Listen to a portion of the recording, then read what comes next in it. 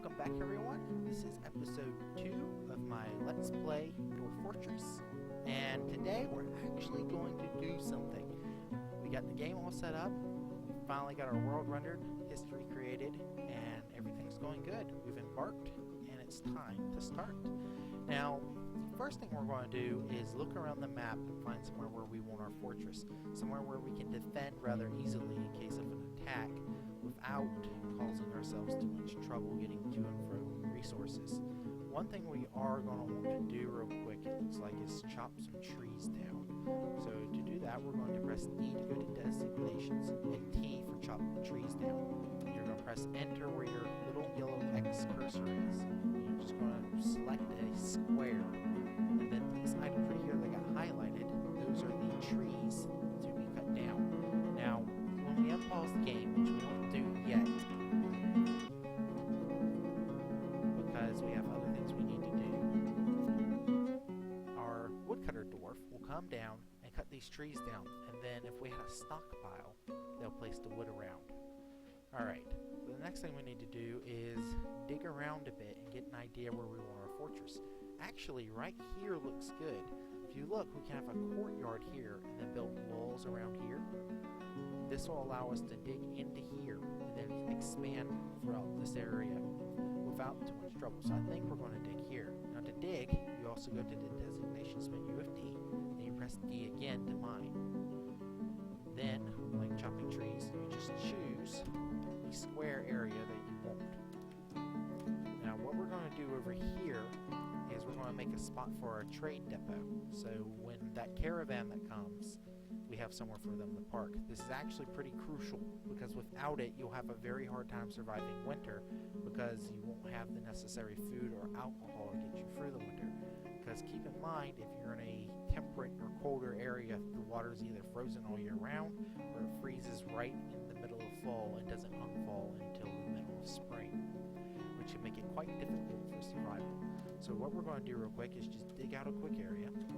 Also, if you make a mistake while mining or placing any designation, you just press X, and then you just clear what you don't want. Now we're going to build a little dormitory for right now, so our dwarves have somewhere to sleep. If the dwarves are silly creatures. If they don't have a bed, they'll just fall asleep anywhere. In the middle of paths, near creatures, outside, by rivers where giant fish can eat them. Dwarves are not very smart. You have to handhold them, or else you'll quickly run out of them. Another thing we're probably going to want to do is build a quick temporary stockpile area. So we're just going to dig out this large room right here, and this is where we'll place our food. And then I'm going to build a quick, small, simple dining room area so our dwarves have somewhere to eat. Then I think we're going to build our first things outside, but we'll go ahead and let the game run now so you can see what goes on. And right now I'm going to set up my hotkeys. You do that by pressing Shift and then H. Right now, if we press F1, it zooms us to our cart. This is the gate. I will change its name to Wagon for now. Then for hotkey number 2, I want it to bring us down here to our main fortress. So you press F2, then you'll press zoom here, we'll see, then change the name to Fortress. And then that's all done. Now I can just press F1 or F2 to take us directly to where we need to go. Now what I'm going to do, because I want all my dwarves to start getting busy, is I'm going to have our herbalist or farmer gather some plants, natural seeds for the area. Again, you just press P, choose the designation that you want, and then job done. Alright, now we finally actually get the game to run. Press space, and then everybody just bursts into action. There goes our woodcutter. He's chopping down a tree now. He's collecting the seeds from plants and these logs that fell. There we go. Tree fell. And our miners should be digging away. Yep, there they go.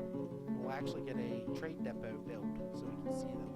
Now what we can do while they're busy digging and chopping trees away is we possibly could come down here, build a artificial ramp in the winter, and have the river stop from going all the way down to the two splitting rivers, and then go through here, and then redirect it for a fortress, and have like a massive underground river where we can collect water. I'm actually curious because I'm not sure if this river comes in from the north and south, or is it actually fed from this one waterfall. If it's actually fed from this one waterfall and we dam it and block it all up, these rivers will actually dry into dry riverbeds, which we could possibly have a lot of fun with if we could get enemies to come down through here. We could unblock the thing at the top and then drown our enemies in waterfalls, which would be quite amusing. Alright, they're almost done digging here, so what we're going to do now is we're going to place a quick food stockpile. You do this by pressing P and then F for food, and then you just come in here, and again you just choose the area that you want. Then we let the game run for a little bit longer, and we're going to go ahead and build our trade depot. To build items, you press B, and then you press Shift and D. This will give you the trade depot. Then you just place it, then you get to the materials. Now we have some logs, but I generally don't like my depot being built out of logs, so we're going to build it out of this siltstone. So when you find it, whatever material you want, just choose it. For this, in this case, we need 3 items. So just 1, 2, 3. There. Now whoever has the architect skill, which you might have to assign, will come over here and build this. Oh, there come our doors with all the food. So we're putting that in there nicely. And we need to go ahead and build a mason shop. Again, to do this, you press B for build, you press W for workshops, then M for mason workshop. Then you just choose somewhere on the map. And an interesting thing about workshops is their predetermined size. Each of them is 3 by 3, except for I think the kennel and the siege workshop, which are 5 by 5. Then I think the millstone and the screw press are both just 1. Next, we'll also build a carpenter's workshop, which is let's see over here, C. This makes beds, any type of wooden item, which is really useful. And then we should have both our dwarves just come down here and start getting to work, although they may be, yep, here they are. They're bringing more food.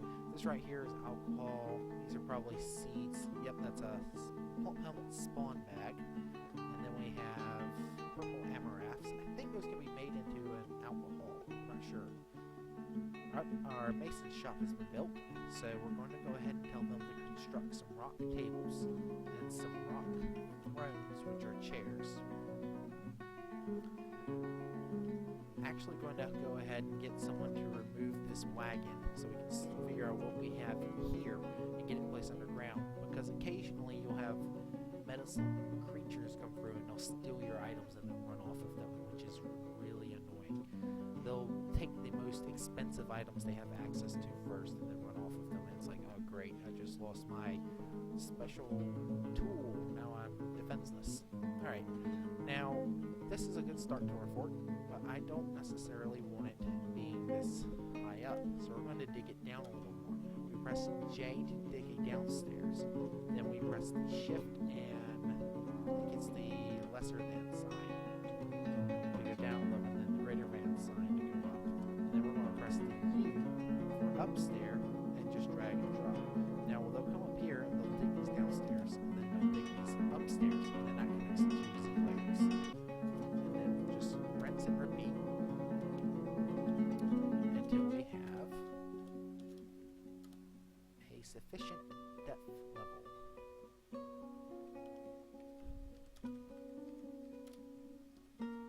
And these kittens are really getting annoying. They're constantly attacking my back, and I don't know what is wrong with them. Go on the floor and play. I think one's trying to get to his sister. Alright. And see, the problem is we're going to have to dig extremely deep to get past this river, because with it in the way, although we can try something different. As it stands right now, I'll only have part of the screen to work with to dig out our fort, and I need a lot of space. So, essentially what we're going to do right now is, I think we're going to get a little decorative here.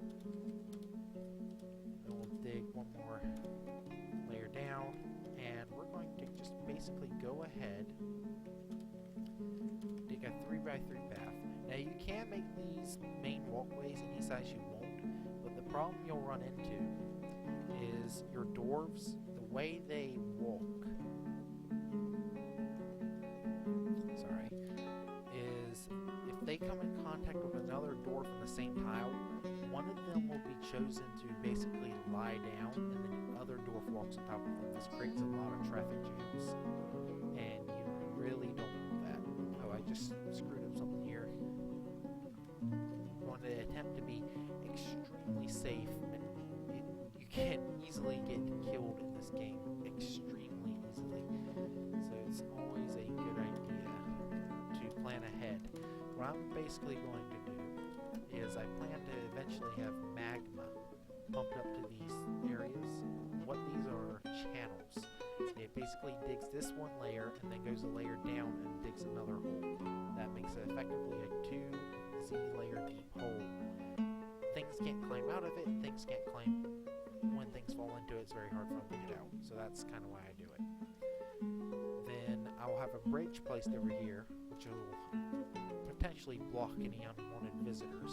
Then we're going to have another bridge over here which spans this chasm, and then we'll build up from there.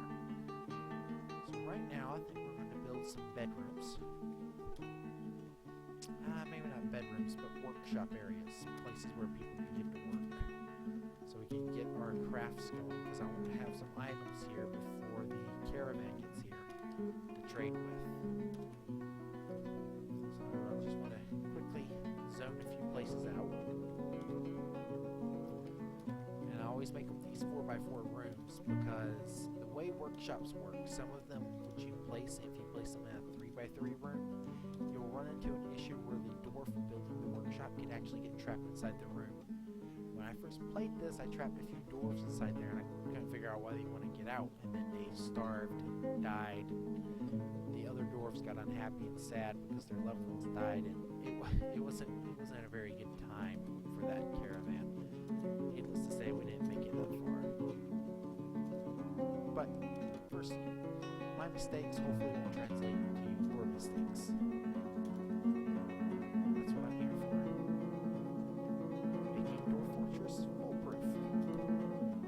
So I think that's pretty good, a good start. And these three right here are going to be our mason areas. Then we'll have a carpenter, a brewer, a kitchen, and a butcher shop. That should give us a quick, small boost on our industry without causing a lot of issues. Then, as we get bigger and bigger, we'll expand over here. This will probably be turned into our residential sector. And we'll have another bridge that raises up this direction to block off any potential attackers, effectively protecting our citizens, while the military on this side fights off all the evil hordes that are known to man. Oh, it's raining, which is quite annoying because our dwarves will get unhappy and complain because they don't like the rain or being stuck in the snow. Alright, let's go back up here, take a quick look. You can take a look at the world around you, or under you, and press K. Right now we have a meat barrel, a splint, then we have white sandbag, and a dwarven beer barrel. Then we have some cloth, a training axe, some wood. So basically we have a bunch of finished goods. So we're going to come down here, and we're going to press P for stockpiles, and we're going to select G for finished goods. Now we don't have any space inside yet, so we're going to just place a quick stockpile right on the outside for our dwarves to move everything to. That will get them busy on moving all our finished goods over here. Next we're going to tell our dwarves to build some beds. Completely forgot, but to manage buildings you press Q. You use your yellow cursor to go over to that building. Then you press A for a new task, and then you press whatever you need over here. In our case we want a bed, which is B. And we'll just do that repeatedly. And now we have multiple beds. When these beds are finished being made, we'll tell our dwarves to go place the beds in here. And then we'll turn this into a dormitory bedroom. We also need another stockpile for food. Now you can actually place a stockpile in food for anywhere, and it doesn't seem to affect dwarves walking at all. Now you can use your mouse to place the stockpile here. Just click and then drag, and then click somewhere else, and then boom, your stockpile's placed. But I generally find it much easier to use the keyboard. So that's what I'll be using. Now another thing I'm going to do real quick, just because we need to go ahead and get our farmers going, is I'm going to build some farm plots. I'm probably going to build a majority of them up here. I might actually, wrong key press, take our wall and build it up this layer, then up this layer, then up to this layer, and then close in a certain amount over here. That way we can have a large farmland. I'll probably set up houses for our farmer dwarfs. That way they can stay outside next to the plots, and all they'll do is farming. Alright, we also need to step up wood stockpile now that I think about it. But first let's do a B for building, then P for farm plot. Now to change the size, because if we place it now it's just going to be one square. You're going to want to press U to make it larger height-wise, and then K to make it length-wise longer. Now to shrink it back down, you press H to shrink it down that way, and then M to shrink it down this way. We're just going to place 2 farm plots, I think, for right now. They don't need to be particularly big, so we'll just place it there. Then P again, U 3 times, and then K. Then our farmer dwarf, as soon as he gets a chance, he'll come place and build those farm plots, and then we can tell it what we want planted there. Now we're going to press P again, select W for wood, and we're going to place a wood stockpile here, so our carpenter doesn't have to walk all the way back up, all the way back down when he needs wood. As for our mason, we'll go ahead and place a stone stockpile right here. And we're just going to make it small because we don't have a lot for our mason to do right now. He just basically needs some tables and chairs, which he probably is already finished. So we're just going to go in here real quick. Oh, he's only finished a couple. But he's finished all our tables. As soon as our dwarves get a second, they'll run over there and build our dining room. And then we have to declare that as our room. Now, we've gotten a lot done for our first few days in Dwarf Fortress. Because if we go into, I believe it's announcements. Yes, announcements. You press A to get into your announcements. And it just basically gives you what's going on in the game. For instance, they just struck white jade probably down below, and it started raining. Now, it's currently the 2nd of Slate, 250. I believe Slate is the 2nd month in the Dwarven spring season. So we have one more month of spring, and then comes summer. So we're doing alright. We're in our 2nd month, so we've gotten a lot done. And I think that's going to conclude our episode for today. So if you enjoyed this episode, please leave a like. Please comment below what you'd like to see done. And I'll see you guys next time. Thanks for watching.